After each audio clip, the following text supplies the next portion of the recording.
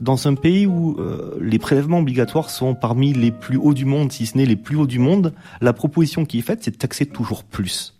D'ailleurs, ce budget, moi je le dis clairement, il fallait qu'il soit voté parce qu'on doit assurer une stabilité, mais en même temps, il ne me convient pas. La solution en France, quand il y a un problème, c'est de taxer toujours plus. Si la réponse était de taxer plus pour résoudre des problèmes, il n'y aurait plus de problème depuis très longtemps en France, au vu de combien il y a d'impôts. Là où je partage l'avis, c'est de dire qu'il faut investir sur des sujets importants. Et la recherche fait partie des sujets importants. Mais donc, si on veut investir plus dans la recherche, plus dans le régalien, c'est-à-dire la santé, la sécurité, l'hôpital, l'école, la recherche, alors il faudra faire des choix. Et des choix, ça commence déjà par réduire le train de vie de l'État.